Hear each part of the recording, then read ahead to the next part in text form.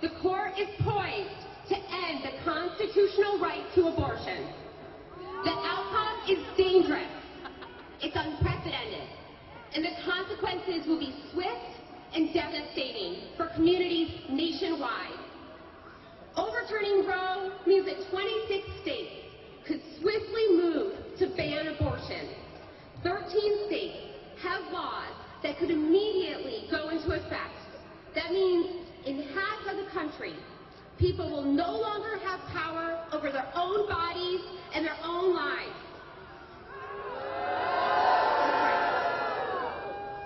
We know that harm will come from this decision because we've seen it play out in Texas. People who do not have access to the financial resources and support they need to travel out of state are forced to carry pregnancies or seek abortion outside of the healthcare system.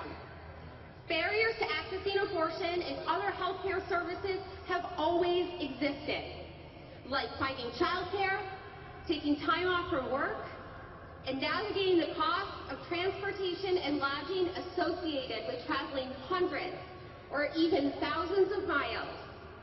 But this decision means the number of people dealing with those obstacles to get this essential health care, because abortion is health care. These needs are going to skyrocket. The people who this decision will most harm are front and center in this response. Black, Latino, Indigenous, and other people of color, low-income people, young people disproportionately feel the effects of abortion bans and restrictions and are a product of this country's legacy of discrimination and racism. Generations before us have fought tirelessly to gain and protect the rights we have today. Planned Parenthood will not back down. We are in a fight to make sure everyone has the power to control their own bodies, their lives, and their future. We deserve, and we need, and we have with us today elected officials at all levels of government and judges who believe in this right as well. We're keeping fighting in every state across the nation. We will not be stopped. So tonight, we grieve. We stand in solidarity with one another and with the majority of Americans across this country who believe in the right to abortion care. And tomorrow, we pour our rage into action.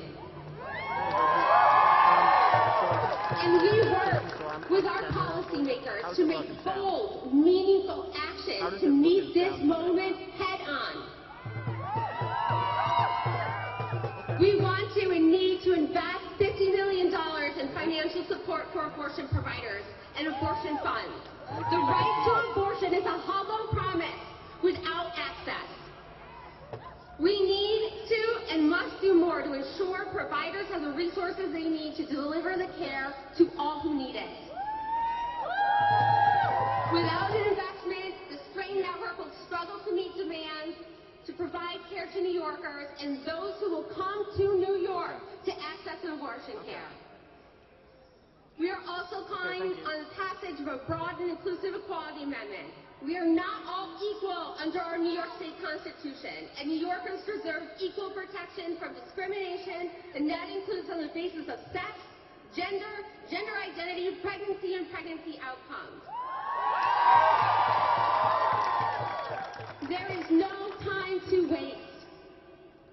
We all must raise our voices and demand bold action that not only protects our rights to reproductive freedom, but ensures that every individual has the power to chart their future. New York must lead, and we will. We will send a bold and clear message. We will not go back. Keep your ban off our bodies.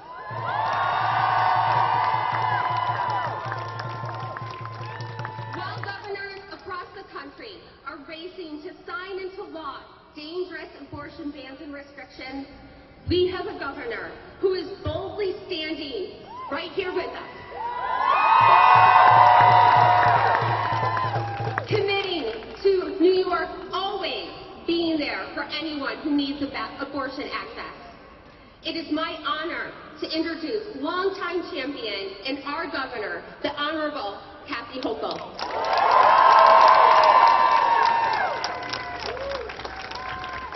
Thank you, Georgiana, and also to everyone here from Planned Parenthood and Empire Act. Let's give you a round of applause for always showing up, always being there. I also want to acknowledge the incredible leadership we have here, my partners in government who are going to do everything we can in our power to protect women's rights in the state of New York. Let's start with Majority Leader Andrea Stewart-Cousins to join us. And we sure need a lot of strong male allies, and there's none greater than Speaker Carl Heastie, who's joined us here today. And the Deputy Majority Leader, Crystal Peoples-Stokes, has joined us.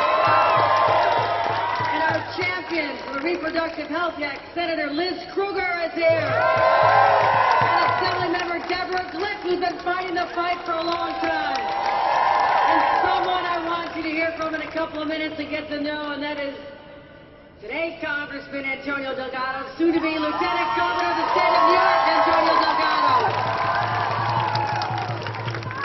All right. I am sick and tired of being sick and tired. I am fed up. And I'll say, I'll quote somebody else from a famous movie. See if you guys know the name. I'm mad as hell and I'm not taking it anymore. We are so sick of this assault on women's rights. My God, this is the birthplace of the women's rights movement. 1848, they treated us like this. Have we not made any progress since then? Well, we have to. We have to. And this is where it all started, my friends. And this is where the fight has to end. We'll take it to the streets. We'll do whatever we can to protect the women of this state, but we also have to worry about our sisters in the other states as well. That's what we do as New Yorkers. We say we'll reach out our hands to you, because guess what, sisters? The Statue of Liberty stands in our harbor, reaching out her hand to all those who are oppressed. And if you live in a state where they're so willing to strip away your rights, then you are also among the oppressed. You come to New York. This is your safe harbor. Come to our state and we'll take care of you. That is our commitment. And we'll also pass every law that's necessary, every executive action. But if we need to change the Constitution of the state of New York, my God, we're going to do it with the Equality Amendment. Let's start the process this year and get the job done. So I'll close by saying this. This is a personal fight for many of us. This is a fight my mother's generation when she was in her 30s. It was the fight of my generation when I was in my 30s. It's now in my daughter's generation that's fighting this in her 30s. And I'll be damned if it's still going to be a fight when my new granddaughter, Sophia, has to deal with it in her 30s. We're going to stop it right here. We're going to fight back. Let's hear from Antonio Delgado, our next Lieutenant Governor.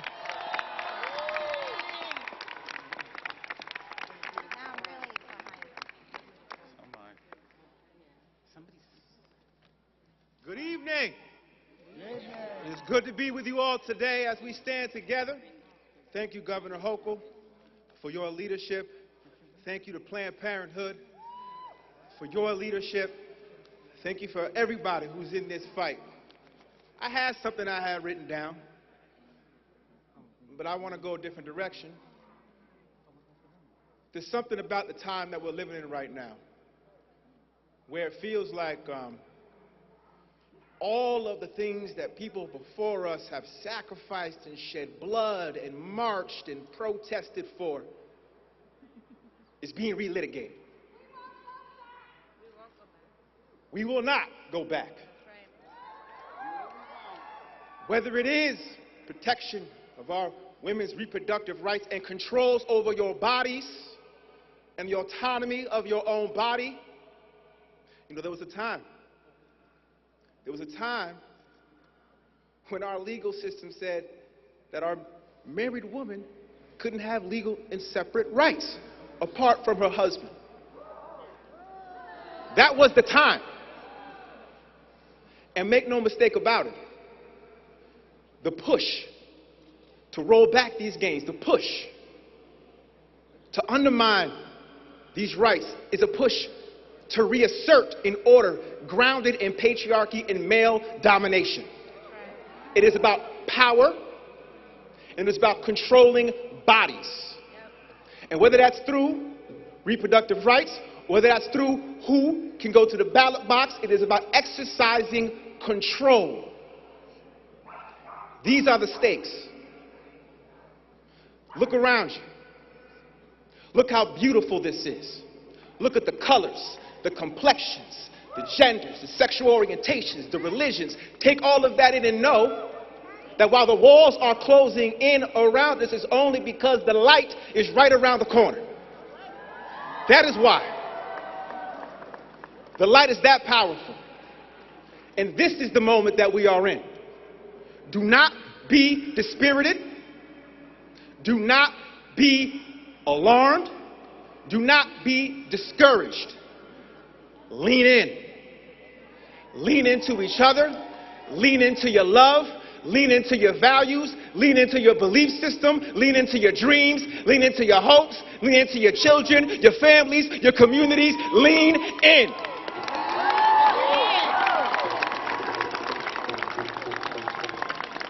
We have an opportunity to be great in this moment. Be your very best. And I'll conclude with this. Make no mistake about it. Every action right now matters. Every conversation, be it in private or public, matters. Every statement, be it in private or public, matters. Connect. Connect. Believe in our shared humanity. Believe that we are all connected. Believe in love. And believe that if we are truly a democracy grounded in the principles that we are all created equal, we still got some work to do. I want you to know, as you get to know me, the word I come back to will always be love. Unconditional love. With it, we can do anything we want. We can accomplish anything. Do not be deterred. Lean in and lead with love. God bless you.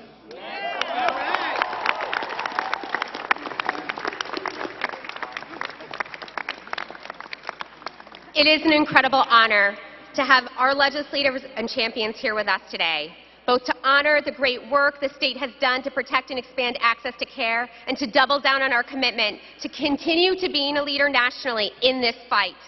Please join me in welcoming to the stage another critical leader here in this work, Senate Majority Leader Andrea Stewart-Cousins.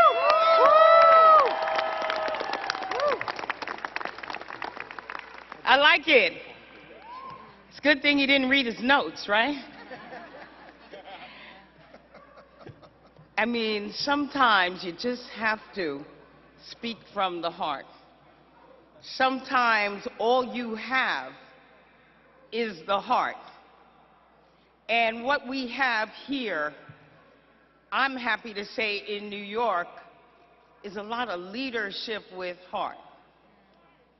I'm going to give it up for our governor, Kathy Hochul, leading with heart. And she picked a partner who begins and ends with love. Give it up for the next Lieutenant Governor. And here on the state legislature, my assembly colleagues are led by the incredible speaker, Carl Hastie.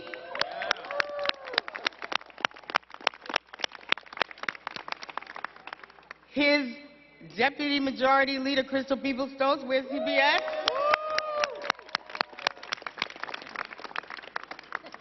Deborah Glick, you know, led it in the Assembly. And in my house, the indomitable Liz Kruger led this.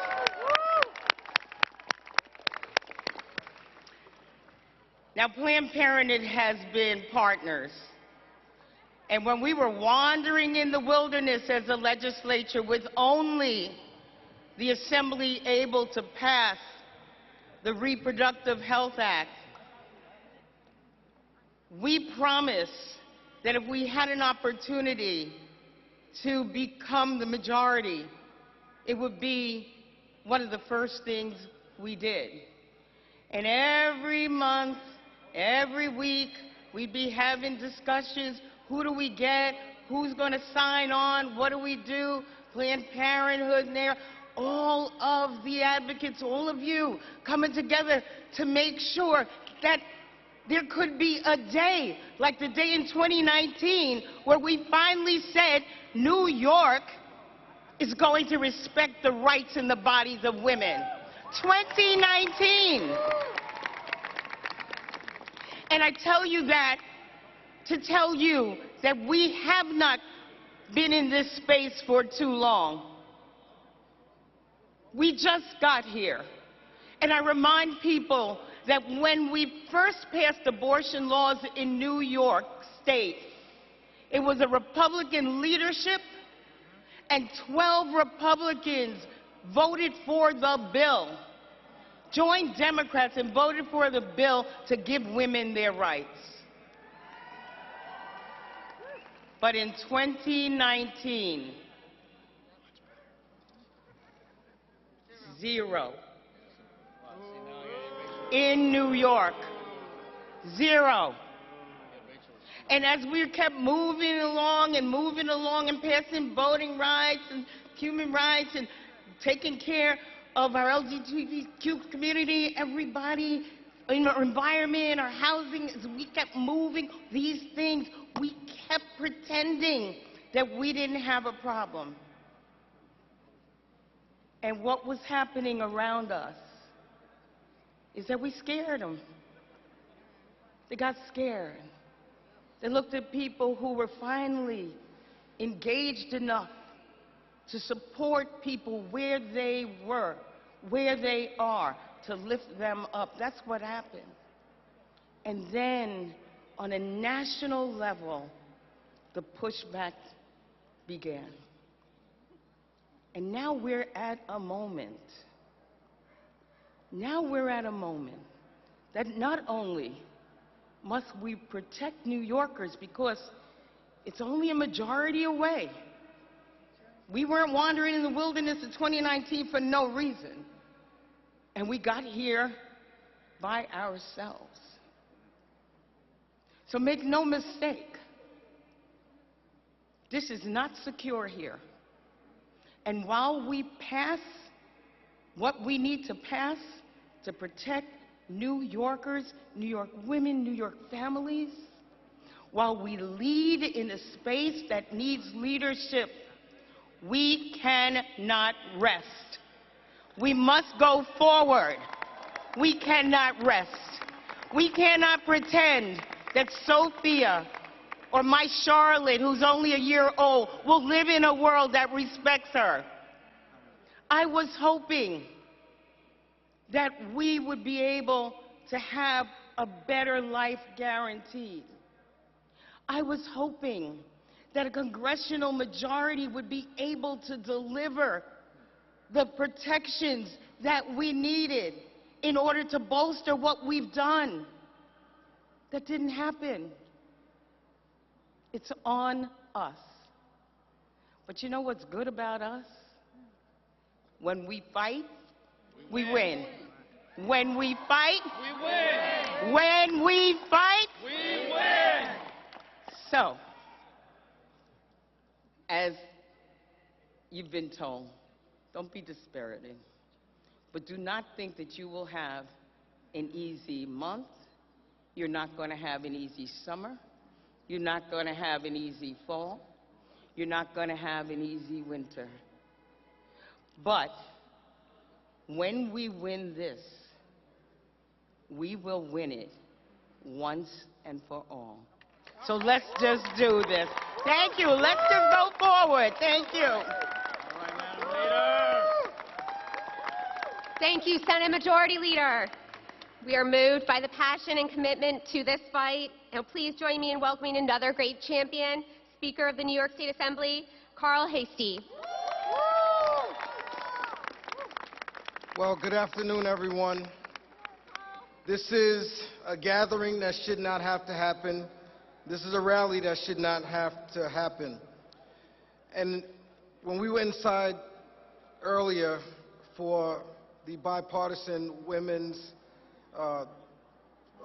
legislative pro-choice caucus, we have so many caucuses here now, I reminded when I spoke, and I'm going to give a big shout out to our great chair of the Higher Education Committee, Deborah Glick,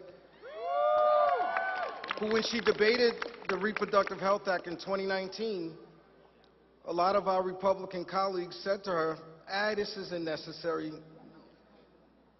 But it was necessary.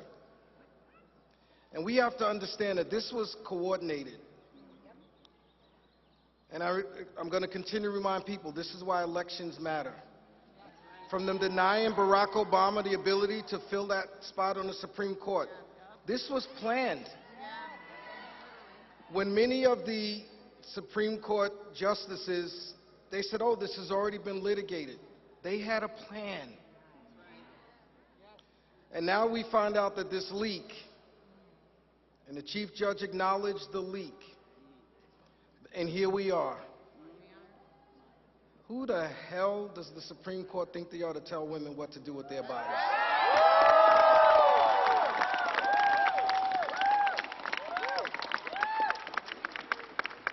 You know, I'm one that, I've been in this business a long time, and in politics and in life, you get setbacks, you have negative things happen. But sometimes I think things happen for a reason. And I think the reason for us is, I think sometimes in life, we get complacent. We forget that we have to continue to fight. We forget that there's always going to be a struggle. And for those of us, sometimes we move on to the next thing. But we can't forget about those things that we fought for before, because there's always people looking to undo the things that we fought for. So I just want to say to all of you, this isn't a day to be sad. This is a day to be recharged, re-energized, and rededicated to making sure that women in this country are respected and not told what to do with your bodies.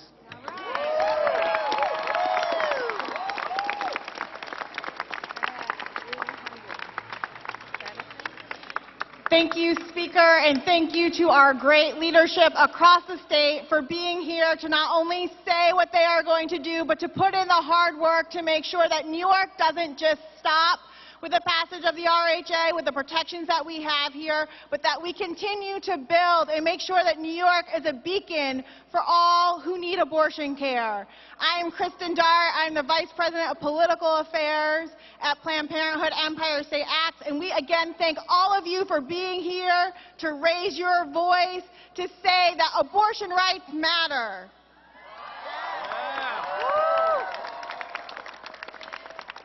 I am pleased to bring up to this microphone Senator Liz Krueger, who is the sponsor of the Equality Amendment that we hope to move forward and bring to a vote in order to assure abortion rights in the New York State Constitution. All right. Liz Krueger. Thank you. Wow, so many people have said everything. But yes, I guess just two things. One, democracy is a very fragile model of government. You have to watch over it and feed it and nurture it every day. Because if you don't, this is the kind of shit that happens. Two, because of the Supreme Court, if it acts as we think it will, guess what? Women will still be having abortions. They'll just be dying because they won't have the ability to get safe, healthy abortions from licensed caregivers. And that's insane. It's insane that we would imagine going back there. So I am so proud to be a legislator in New York State with such phenomenal colleagues. Look at my colleagues, Assembly, Senate. We're old, we're young, we're black, white, brown, we're men, we're women, we're straight, we're gay. We are the people of New York State. And we understand what matters.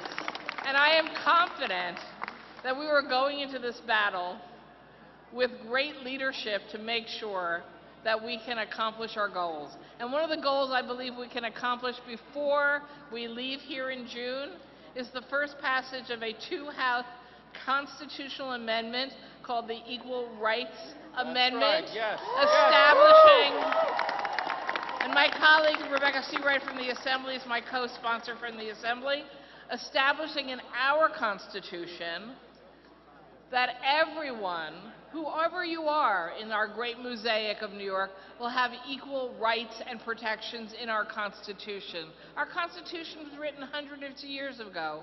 It's not up to date. So it will guarantee the rights and protections for women in pregnancy outcome, whatever that outcome they choose to be. It will protect and establish protections for people who have disabilities, people regardless of their race, regardless of whether they have disabilities.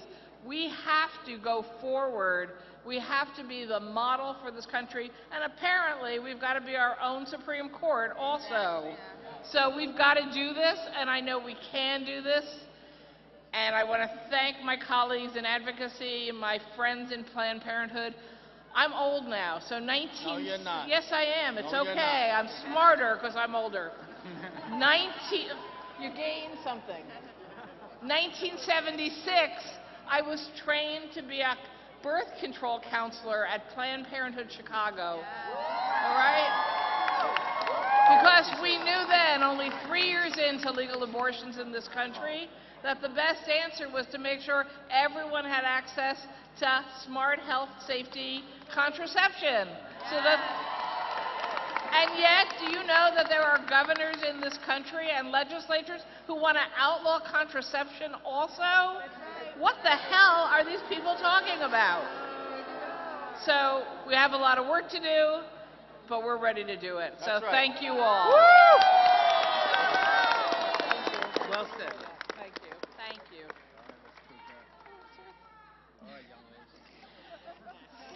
So it is not a rally without some chanting.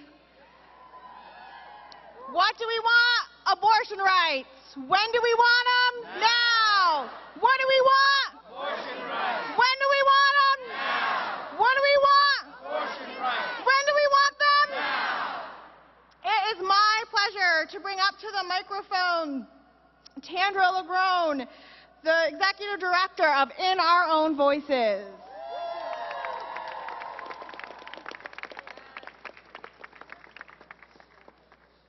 Can I hear that chant one more time, please? What do we want? Abortion rights. When do we want them? Now. That's what I needed. I asked two of my friends, Amy, to come up. You must read this sign. Please turn around, Amy.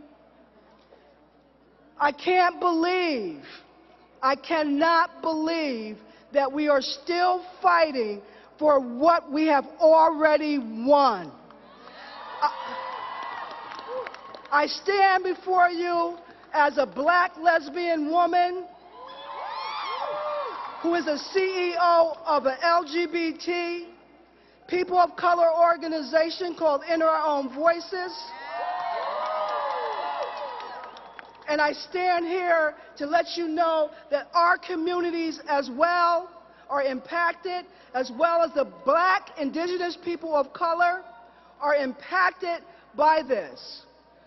Government will not control our bodies. Repeat it. Government will not control our bodies. Government will not control our bodies. Now, with that being said, I have to decide how I'm going to go home and tell my 9-year-old beautiful, beautiful daughter that we still have to continue to fight, that all that we have fought for already, we're still in that battle. And I have to explain that like most of you do have to explain to all of the little girls. I was a former director of Girls Incorporated, right? We inspire all girls to be strong, smart, and bold. I stand here as a woman that inspires all women to be strong, smart, and bold, and all communities to be strong, smart, and bold. But I tell you, we're going to need that. As all of it we just got finished speaking, we're going to need that moving forward. We need to rest up and make sure that we have all of our strength for this battle. And I thank you. I said I wasn't going to take too much of this time, but it's a privilege to stand here as a black lesbian woman and speak my truth, and to be able to fight for you every day. Thank you very much.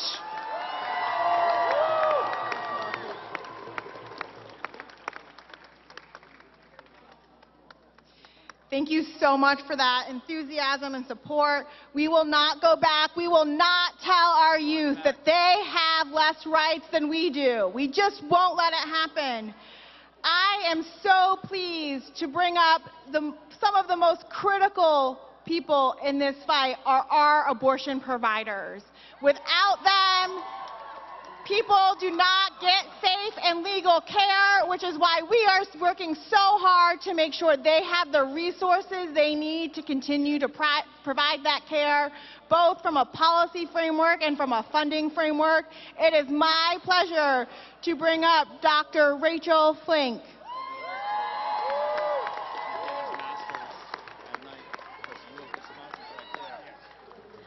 As an OBGYN, I work every day to support the health, safety, and well-being of my patients. This means working to ensure that everyone can access the full spectrum of maternal, sexual, and reproductive health care, and that includes abortion. Abortion is essential health care that improves the health and well-being of those who need it. Roughly 1/4 of women in the United States access abortion in their lifetime.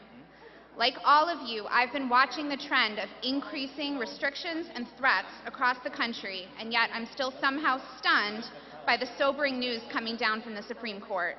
We've known this moment might come, and I am heartened by New York's commitment to abortion rights. I'm proud to practice in a state whose leaders will fiercely protect abortion access and act as a safe harbor to patients across the country. As New York lawmakers already know, barriers limiting abortion access most profoundly affect communities that already face healthcare and social inequities. Maternal mortality is unacceptably high in this country, especially for women of color. Abortion is life-preserving medical care that enables pregnancy-capable people to live healthy and fulfilling lives. I look forward to New York's continued work to break down barriers and focus on ensuring that I and my colleagues will be able to continue providing patient-centered, evidence-based health care to anyone who needs it. Thank you. Thank you, Doctor.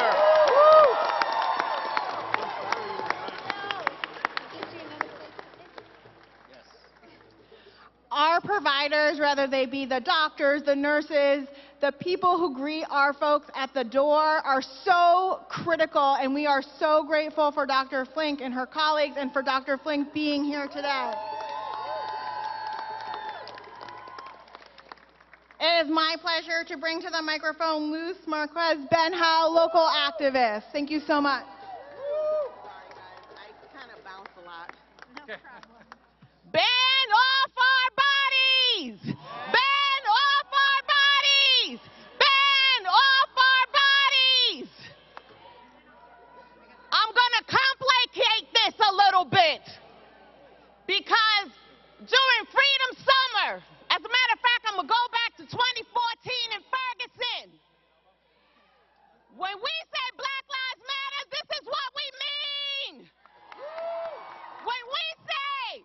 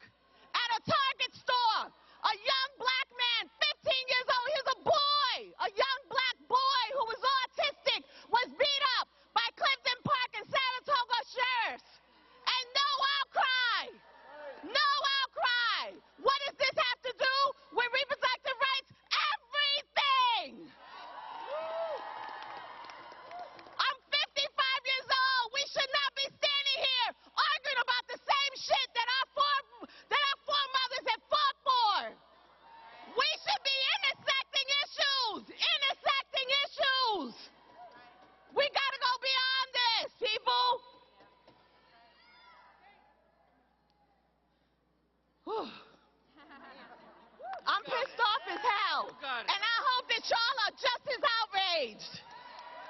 And I hope that you take to the streets, call Target, and tell them take the target off our back at the same time you call the Supreme Court and tell them take your bans off our bodies. I am an adult survivor of childhood sexual abuse and incest, and I'm here to tell you that we, as survivors, stand with take your hands off our bodies, stop sexually abusing us, and stop politicizing our bodies. Enough is enough. So I want to hear y'all 3 times. Bands off our bodies. Bands off our bodies. Ban off our bodies. And support your Black Lives Matter in our region, whether it's all of us, whether it's Saratoga BLM, whether it's Black Abolitionist Directive, or whether it's us in Troy. Thank you.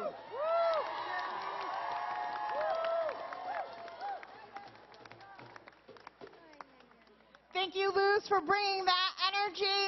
All issues are intersectional. No, abortion rights do not stand alone. We cannot separate them from any of the other struggles that people are facing. We are in this fight together. We have a legislator with us who definitely understands that. She has spent her career fighting for reproductive rights in the Latinx community across this country, and she is now in our legislature, and she stands proud in supporting our legislation that would guarantee funding for abortion providers and abortion funds to make sure that we not only have the right to abortion, but access to abortion. I am pleased to introduce Assemblymember Jessica Gonzalez Rojas. Are we fired up, pro-choice New York? I can't hear you. Are we fired up, pro-choice New York? I am mad. I have spent my career fighting for reproductive justice. And that just doesn't mean the right to abortion, because the right without access is no right at all. So we need to fight to ensure that every single person can get the health care that they need no matter what.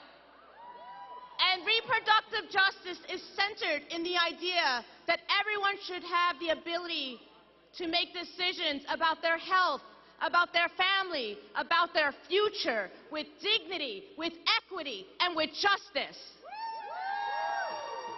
And we know these Supreme Court justices do not care about life. They do not care about families.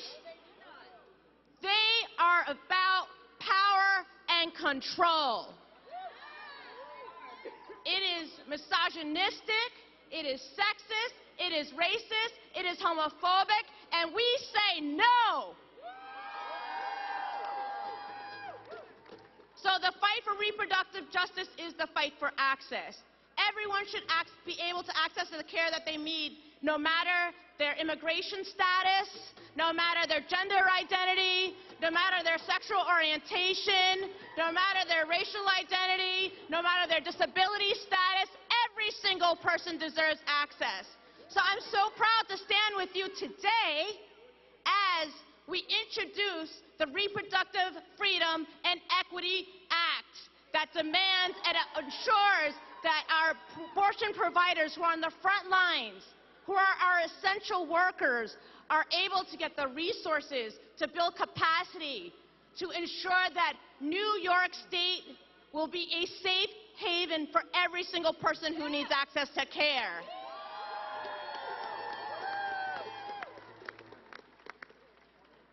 So I need you all to keep fighting. We cannot let up. This will be a long and exhausting road, because I've done national work. I've seen what it's like when immigrant women in Texas are splitting birth control pills because they don't have access to health care. And then when they get pregnant, they are crossing the border into Mexico because they're able to access safer care in Mexico than they are here in the United States. That ain't right. So thank you so much for fighting. So I'm going to end with a chant. When reproductive rights are under attack, what do we do? When reproductive rights are under attack, what do we do? When reproductive rights are under attack, what do we do?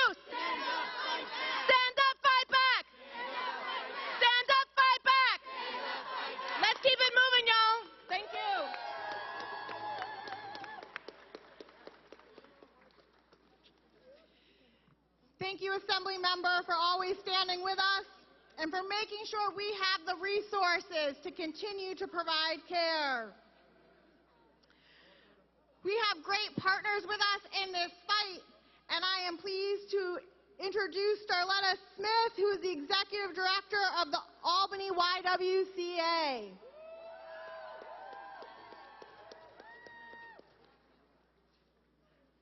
Good evening, Capital District. I am blessed to have woken up this morning, but I was equally appalled and outraged when I sat drinking my coffee this morning, reading the news, that every woman's freedom under the Constitution is closer than I ever believed or thought was possible. The Supreme Court seems prepared to end the constitutional right to abortion, reversing almost 50 years and giving the most personal, intense, life-changing decision to another institution that does not consider one's health, financial status, choice, or even how they became pregnant, because rape and incest just does not matter. A woman's right to make a decision about their body, life, their future is erased when pen meets paper. Guided by our mission at YWCA, our passion and vision, we have remained at the forefront of every most pressing social movement for over 160 years, from voting rights to civil rights, from affordable housing to pay equity, and violence prevention to healthcare reform. YWCA is focused on the beneficiaries of our intersectional mission to eliminate racism and empower women. I'm going to go off script. I think it is amazing to stand here and see so many men supporting this ban against Off Our Bodies. When we talk about eliminating racism, we cannot do this without our white counterparts. And to empower women, we can't do it without male allies. So I thank all of you males and our white supporters, allies, for being here today and really supporting this. Back on script. We stand as a national leader in efforts to secure rights deemed essential to pursuit of gender, racial, economic, and reproductive justice. YWCA adapted the first of 3 resolutions supporting women's freedom of choice with respect to abortion at its YWCA convention in 1967, as a supporter of reproductive rights for more than 50 years. As advocated to ensure women's access to full range of reproductive health care, including abortion care, through legislative and administrative advocacy at the federal level. Reproductive rights is a human right. Every person, yes, every person should have the ability to decide if, when, and how they want to start or grow a family without the interference of politicians.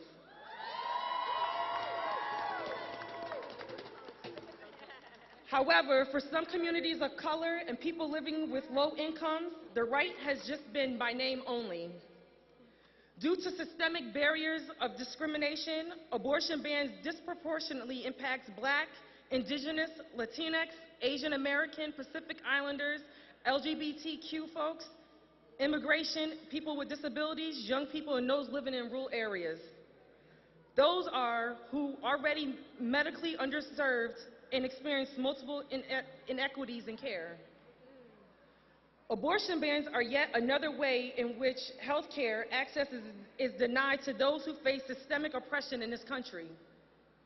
Not to mention the other barriers such as child care, taking time off of work, and navigating the cost of transportation and lodging associated with traveling hundreds or even thousands of miles to get health care. But this decision means the number of people dealing with these obstacles to get the essential health care they need will skyrocket. Generations before us have fought tirelessly to gain and protect the rights we have today. We will not back down. We are in a fight to make sure everyone has the power to control our bodies, lives, and futures. We cannot let the Supreme Court turn back the clock of time that no young woman in America today has ever known nor should know. We are here to ensure that our experiences and voices are heard by the Supreme Court. We are striving to create a world in which women, especially women of color, are free from racism and sexism and can not only survive, but thrive. We refuse to sit on the sidelines during this historic moment. Thank you.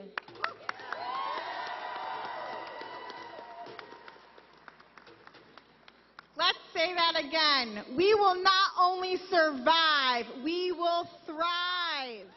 Thriving. And one of the ways that that happens for patients across this state and this country is when they receive abortion care that they need, they afterwards are able to start that process of thriving. And part of the network that provides abortion care is our Planned Parenthood network. Our final speaker tonight is Shelley Hegan, who is the CEO of Planned Parenthood of Upper Hudson, which serves this capital region area. And we are so grateful for her and her team and the work that they do.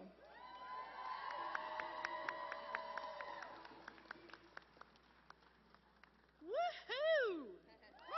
Woohoo! So I got the text last night that probably many of you did. It was like 9 o'clock and I'm just relaxing, and I have been talking about the fact that we are about to lose access to Roe v. Wade since 2018. That's right. And often I would hear people wouldn't believe me. I was like, Roe's going to be overturned. We need to start building an abortion network and a way to get people care. We need to be talking about that right now. And this was in 2018. And everybody, I was so shocked when people didn't believe it. So I get this text, and I said, I can't believe it. So it doesn't matter how prepared any of us were for this moment.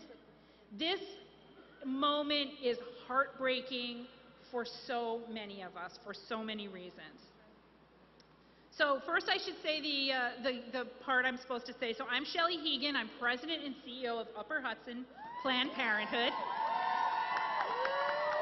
We provide health care in Albany, Troy, and Hudson, New York, and we offer services that celebrate, affirm, and support our patients and the lives they're living.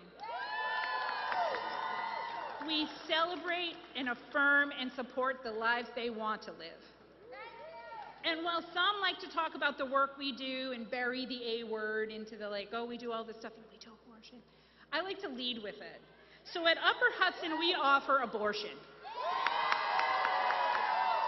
We offer contraception and STI testing and treatment. We offer gender-affirming care and mental health services. And we do that at all 3 of our health centers, and we intend to continue to do that no matter what.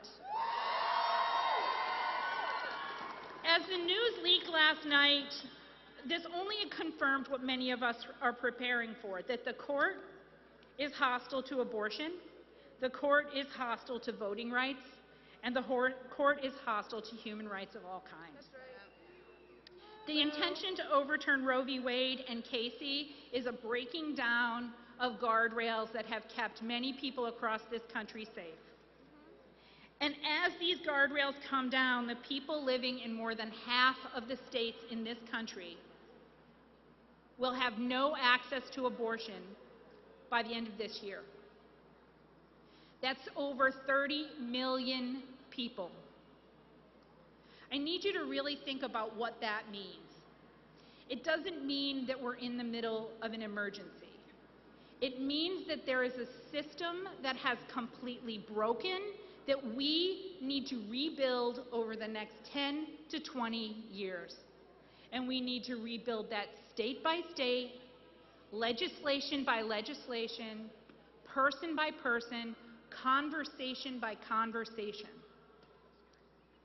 People living here in New York are going to have access to abortion.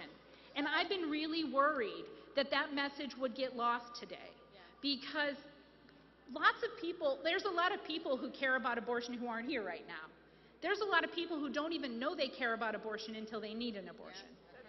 And that's okay. I don't expect everybody to be as in this stuff as I am. So a lot of folks are not thinking about this. And then their Facebook feed and their Instagram and their Twitters and their other things that I don't know anything about all get filled up with messages that Roe is being overturned. So please be sure to share the message that here in New York, if you need an abortion, you can get an abortion. That's right.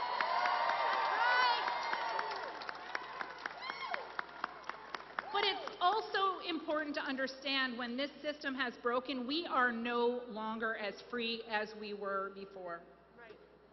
It means that my daughter and my nieces will have to weigh how much freedom they're willing to give up to relocate for a job. It means that many of you here are going to be making decisions about where to go to college. And are you as free to make the decision to go to college wherever you can get the best education, wherever you get accepted, wherever you want to build your life? Can you do that with the same freedom, knowing that going to some colleges means that you're giving a lot of that up? And that is for abortion access. And don't be fooled, they're coming for contraception too. That's right. That's right. And that means access to gender-affirming care. They're coming for that as well.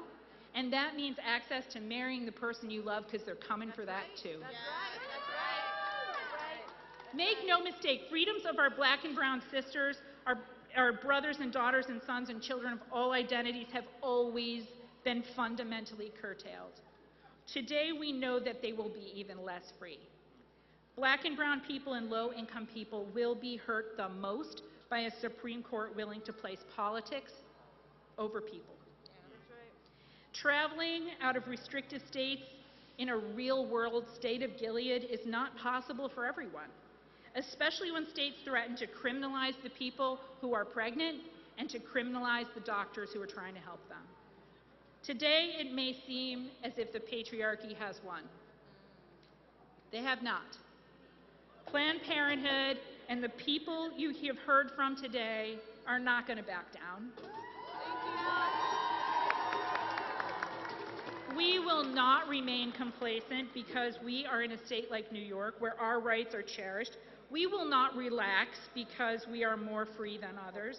We cannot celebrate what we have until all Americans have the freedom to chart their future.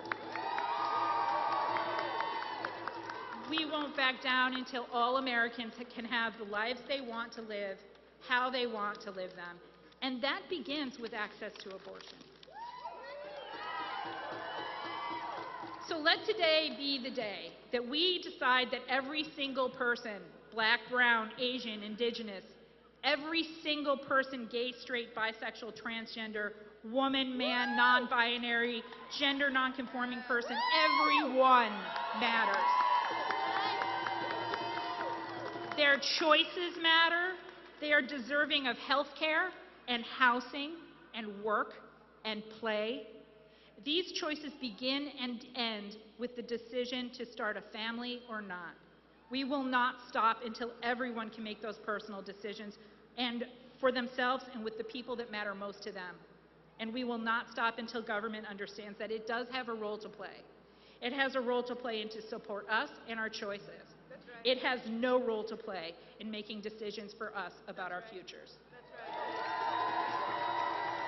So today we have decided we are not free until everyone is free, and we are counting on every one of you. I can't thank you enough for being here. I can't thank all of the speakers who came today, the elected officials who continue to support us. I cannot thank the staff that moved mountains to put on a rally in about 5 hours. So thank you all for being here. Get home safely. Tweet and put stuff on your phones the way that people do to make sure that everybody knows we were here. Okay. Thank you, Shelley. And as Shelley said, the work does not stop here at this rally. We have more work to do, even in New York State. Next Wednesday, Tuesday, May 10th, we will be having a rally on the other side of the building at noon to support the Equality Amendment, which would expand protections for people of color, for people with different gender identities, for LGBTQ individuals. We will put those rights, including abortion rights, in the New York State Constitution. So please join us May 10th at noon, and if you can't be